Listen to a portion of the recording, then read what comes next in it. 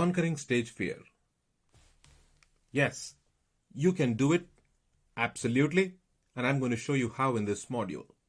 Now, before I do that, I'm going to show you two quotes from two people who have been there and done that. One of them is from Mark Twain. Now, I don't know if Mark Twain really said that, but it doesn't matter. What matters is what he said. There are two types of speakers, those that are nervous and those that are liars. Now, I've been there and I've spoken a lot of times, and every single time I go through the nervousness. For the first few seconds, I'm always nervous. I quickly get over it, but then I am nervous every single time. The other one is from Jerry Seinfeld, and he says, according to most studies, people's number one fear is public speaking. Number two is death. Death is number two. Does that sound right? This means to the average person, if you go to a funeral, you are better off in the casket than doing the eulogy. Very funny. Very true as well. That is how paranoid people can get about public speaking. See, most people, when they describe public speaking and the fear that they have for it, usually say, I have butterflies in my stomach every time I stand in front of a stage or in front of an audience. And my response, if you have butterflies in your stomach, you might as well make them fly in a formation. I know, easily said, but we are going to see techniques which if you practice over and over and over, you certainly can learn to manage and eventually conquer them.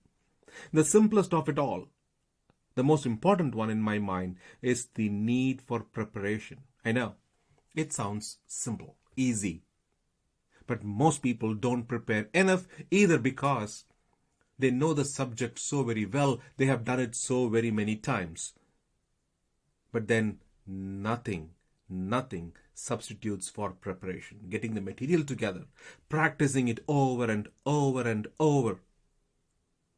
I know speakers who have done it for 30 years, given the same speech for 30 years, but even then, every time that they give a speech, they spend a lot of time practicing it. The day before, the night before, the morning of. Now, when I practice, which I do quite a lot, when I practice, I visualize standing in front of the audience. The process of visualization makes it easy when I actually go on stage. I look at an empty room and I visualize all those people sitting in front of me. I try to bring the real scenario in front of my eyes, which makes it easy when I finally go and deliver the real speech. Now, on the day of the speech presentation, I always arrive early, and I would suggest you do the same as well. Arrive early. Take a look at the lay of the land. Look at how the conference room looks like, the seminar hall looks like. Look how the tables are arranged, chairs are arranged. Get a feel. Know how people will be seated. Get to the stage. Get to the stage. Familiarize yourself with the stage. Stand there. Visualize how you will be speaking. Look at the view from the stage. Look at the audience from the stage. And as people start trickling in, greet them. Go ahead. Tell them, hey, I am the speaker. Go ahead, shake their hands. Get to know their names. You need familiar faces. When you get up on stage finally, you need familiar faces to look at. So greeting them, introducing yourselves and getting to know them makes the job that much easier.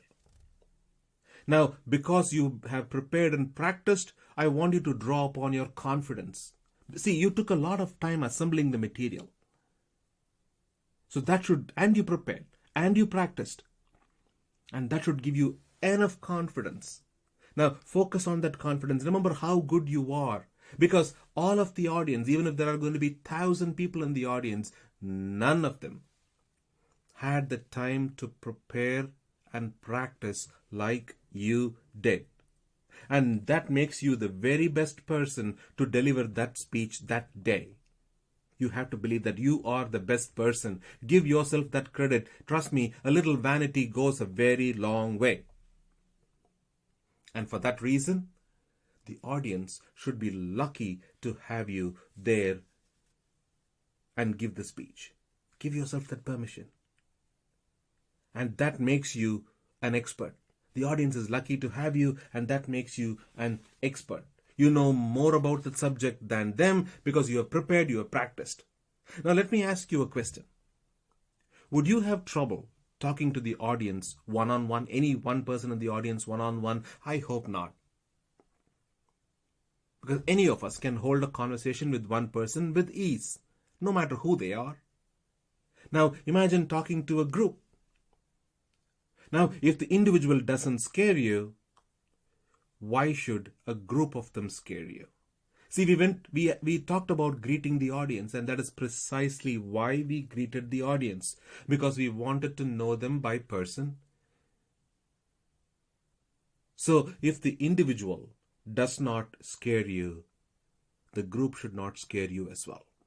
Now remember, the audience is not a jury. They are not there to judge you. They are there to cheer for you, to root for you. So there is no reason they should scare you. See, above all, you are there to teach them a thing or two. They are there to learn from you. They are there to learn from you. And for that very reason, they are going to cheer for you. They are going to be rooting for you. And they want you to be successful. They want you to be successful.